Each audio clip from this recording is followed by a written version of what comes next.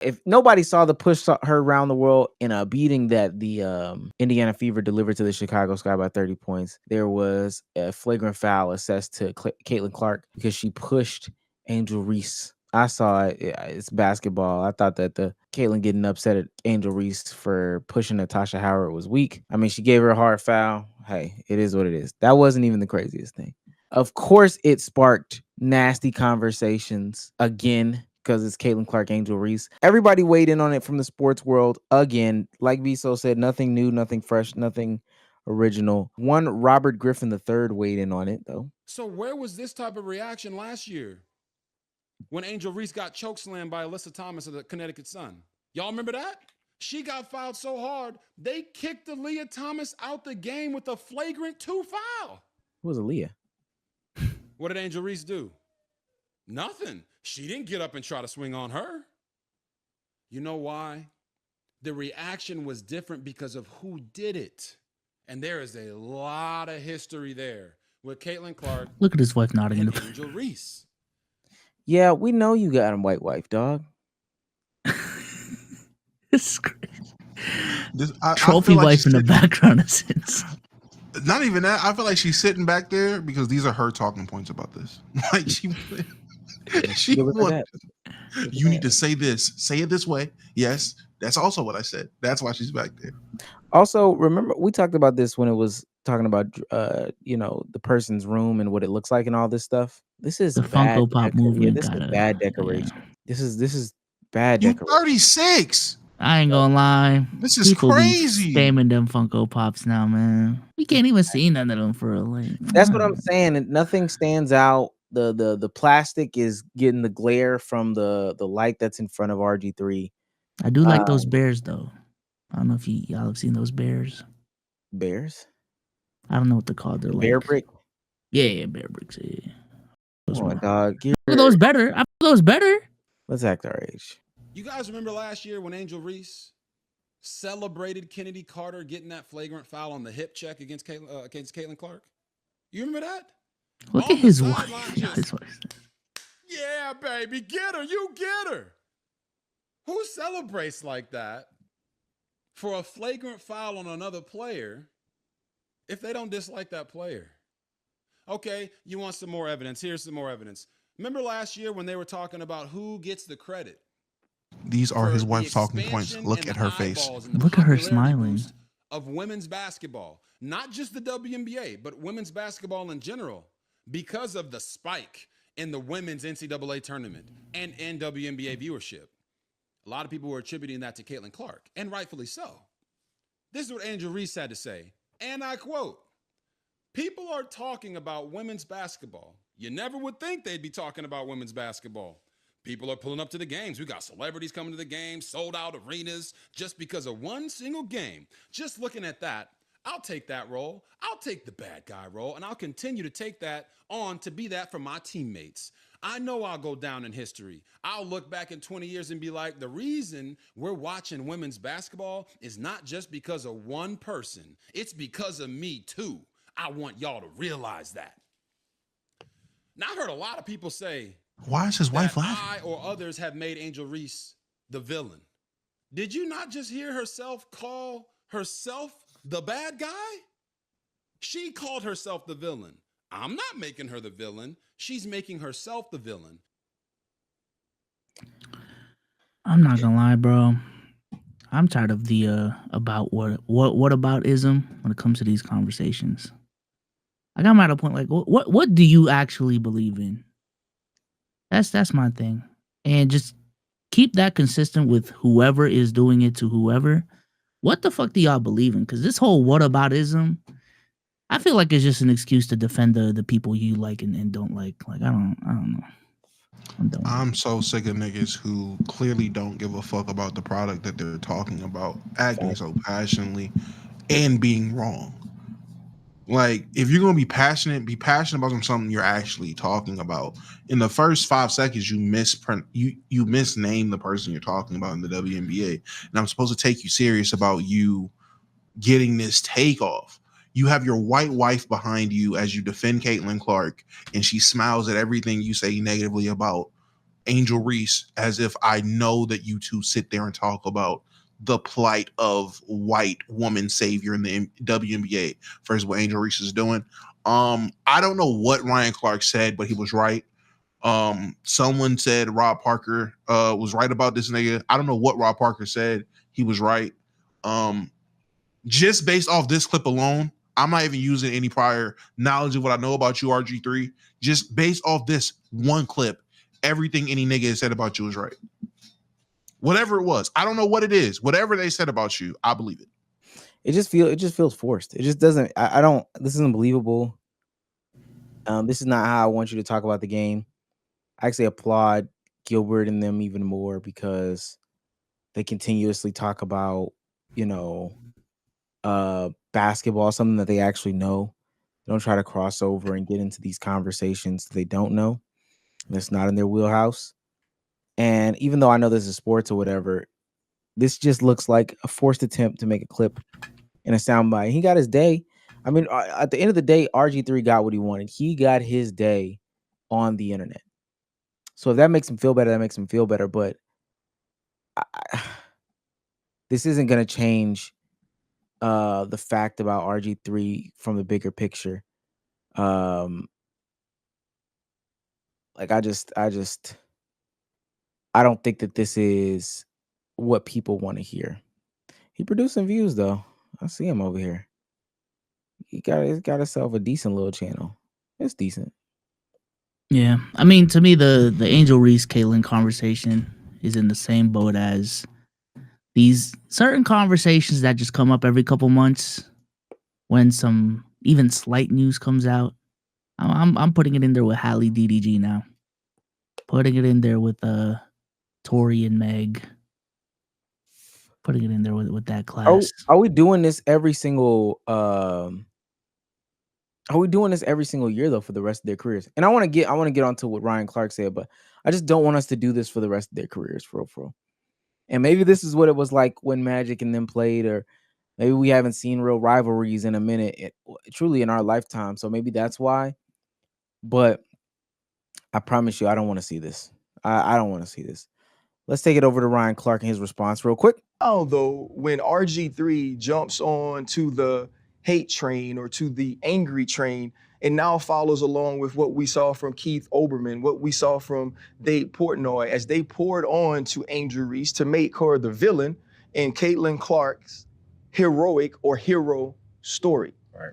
The one thing we know about RG3 is he's not having conversations at his home about what Black women have to endure in this country, about what young Black women and athletes like Angel Reese have had to deal with being on. Although I know I said what I said a couple minutes ago, that whatever he said, I agree with. I was right. Whatever he was right. He cooked.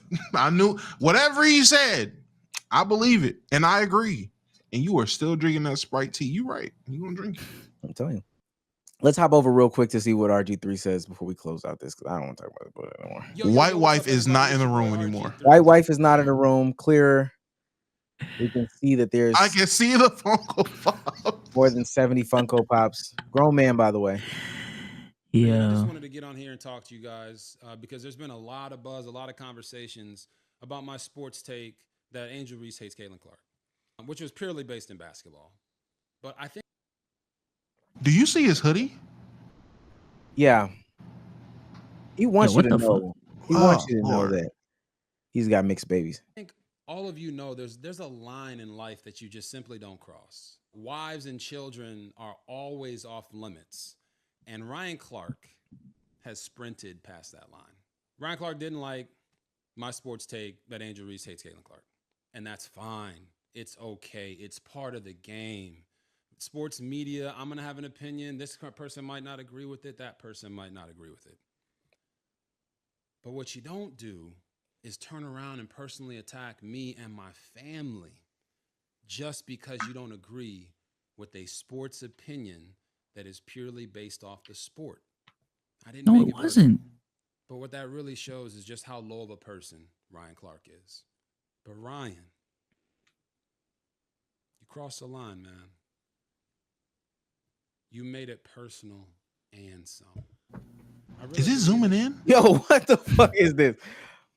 Apparently, he goes on for another minute doing that. I'll say this. Somebody said Ryan Clark's entire identity is race. Never be a Ryan Clark. Without black and white, he would have nothing. It's his whole angle. People Oh need man, to he stop wouldn't. listening to him and his platform. I mean, That's it's not not like Ryan he's Clark. I'm about to say, it's not like Didn't he's a RG3 champion. introduce the race conversations in his initial clip? Like, it wasn't just basketball. It wasn't just. I don't Yes, know. yes, Whatever. and Yeah, Whatever. Souls, you're right. Whatever. I'm about to say, Souls, you're right. He did do that, which makes this even more nasty.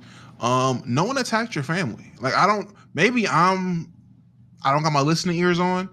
All he said was, you aren't home talking about the plight of black women in your house. That has nothing to do with your kids. That has nothing to do. I mean, I don't think that is a shot at your wife, but it is a shot at you. He took a shot at you, buddy. He didn't bring your family into this. He didn't take a jab at your family. He said you aren't home with your white wife and biracial babies talking about the plight of black women in general, or the plight of black people. You are talking to your white wife about white problems. And I know that because when it was time to talk about family and disrespect, your white wife wasn't in the room. But when it was time to shit on a black woman, your white wife was in the room, smiling, sipping a cup of who the fuck knows, while you said anything about Angel Reese and while you hyped up Caitlin Clark or defended Caitlin Clark. Stop getting mad, nigga. It was tea. She was drinking tea. Sprite with tea. Nah, just tea. I do want to say though that what's it called? I find it funny that he went on his tirade like this. I was listening to Gilbert Arenas talk about the whole Stephen A. Smith LeBron situation. And he was like, I need Stephen A. to come out and not be serious. Because when you come out and be serious, you look like the loser. Like, people are just going to call you out for being a loser. And you're going to have the wrong people on your side. And I'm not going to lie. He looks like a loser. Y'all want to hear Emmanuel Acho's reaction to their reactions? Please, please. I swear this is a blind reaction. I don't even know if this is good, this is bad. I just seen a friend of the show, Trey, quote retweeted. All right, let's talk about this Ryan Clark, Robert Griffin situation. Two people that I call friend, regardless of how you might feel about them. Now, usually I make videos for the masses, for everybody, but this specific video is for people that look like me. So if you don't look like me, keep on scrolling, or you can eavesdrop in on a conversation that might not be for you. How Trey kept Yesterday, Robert Griffin, he seemingly attacked Angel Reese when he said Angel Reese hates Caitlin Clark. Robert supposes that he knows what hate looks like. Today, Ryan Clark responds and seemingly attacks Robert Griffin when he says Robert Griffin doesn't have conversations about the plight of black women in his own house, implying that because Robert's married to a white woman, he doesn't have these conversations. Here's where I realize we are 24 hours later. A black woman, Angel Reese, has seemingly been attacked by a black man, Robert Griffin. And a black man, Robert Griffin, has seemingly been attacked by a black man, Ryan Clark. So ultimately, what have we been left with? A black man and a black woman being attacked, both by black people. So who's actually winning here? I know Ryan. I know Ryan well. I know Robert. I know Robert well. Ultimately, I believe that their hearts are very similar. They want the best from the world. They want the best for people that look like them, and truly they want the best for all people. But after 24 freaking hours, I'm really sitting here thinking that the only thing that has happened is that a black man, Robert Griffin, has helped fuel the attack of another black woman in Angel Reese by putting out his statement. And a black man, Ryan Clark, has helped fuel the attacks on another black man, Robert Griffin, by putting out his video. So it's just black people being attacked. And they're being attacked by the inciting of other black people. The reason I'm not hitting Robert or Ryan privately is because I think this conversation needs to transcend a private text message or a private phone call. Like, I really want people to hear this. What ultimately has been won? What's been won? some retweets. Oh, you got figuratively dunked on. Oh, you got figuratively dunked on. Somebody's been called a coon here. Somebody's been called a racist here. Somebody's been called a sellout here. Somebody's been said they're dancing for the man here. But what's actually been won? Now, Robert's like implying that it's a bad look for ESPN, thus like maybe it should put Ryan's job in jeopardy. And then my dog Ryan's going back at Robert Griffin saying like he's the worst teammate ever. Just what's been won? What? Who's winning? Not people that look like me. Did this nigga just get on camera and just say, hey man, why does niggas gotta keep battling niggas all the time? What? We just took all the... I'm trying to wrap my head around what I just... That was so... Let me tell you what, that's not the last time you were going to hear from Emmanuel Acho, because I think, Damo, you're the one that showed me Undisputed's channel, right? I think it was Oz, but I was in there. Undisputed rebranded. Emmanuel Acho is the new Skip Bayless. He's the new let me tell you right now, FS1 has found their star, post Shannon, post Skip, and his name is Emmanuel Acho. The real conversator. I'm gonna tell y'all something right now. I gotta apologize to my barber when I see him. Only because I say, you know what? We don't want to hear talks about Shedeur Sanders every 2 days on ESPN if they're gonna be nasty about it. Yeah, no, we should see that. We should see that. We want to keep updated. If this is what the football guys are gonna be talking about, I want to see Shedeur Sanders conversations. I can't do this. I literally cannot do that. Listen to Emmanuel Acho go on a rant and thinking about back to when Joy Taylor said that prostitution should be legal. Their connection makes sense to me. Their connection, I get it now. I understand it now. It makes so much sense. I've never seen somebody try to talk against someone tap dancing and also sound like they're tap dancing at the same time. That's unique. I think that's a skill.